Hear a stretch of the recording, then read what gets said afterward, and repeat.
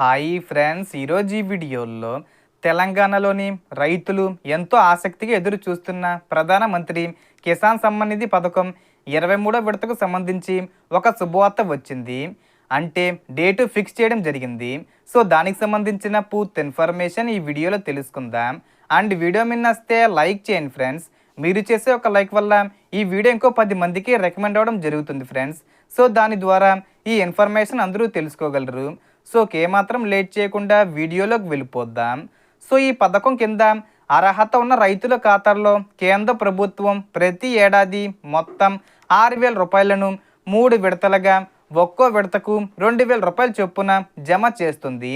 ప్రస్తుతం రైతులందరూ 23వ విడత 2,000 రూపాయల కోసం ఎదురు చూస్తున్నారు.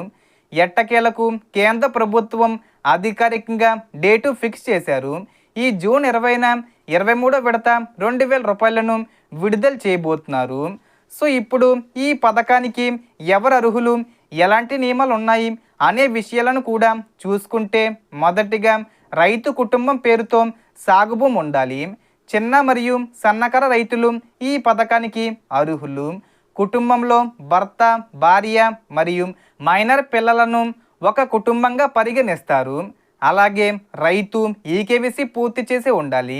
బ్యాంక్ ఖాతా ఆధార్తో లింక్ అయి ఉండాలి. భూమి రికార్డులు సరిగ్గా నమోదై ఉండాలి. ఈ వివరాలు సరిగ్గా లేకపోతే విడత డబ్బులు జమ కావడంలో ఆలస్యం కావచ్చు. అయితే కొన్ని వర్గాల వారికి ఈ పథకం వర్తించదు. ఆదాయ పన్ను చెల్లించే వారు, ప్రభుత్వ ఉద్యోగులు, పదవి విరమణ తర్వాత అధిక పెన్షన్ పొందుతున్న వారు, డాక్టర్లు, ఇంజనీర్లు, చార్టెడ్ అకౌంటెంట్లు వంటి కొన్ని వృత్తులకు చెందినవారు ఈ పథకానికి అర్హులు కారు.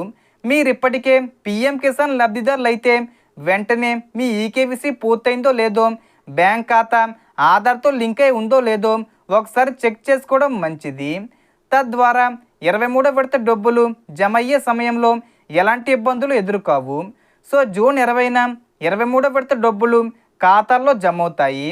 సో ఈ వీడియోలో ఇన్ఫర్మేషన్ ఇది ఫ్రెండ్స్. మీకు ఈ వీడియో నచ్చితే లైక్ చేయండి, షేర్ చేయండి అండ్ సబ్స్క్రైబ్ చేసుకోండి.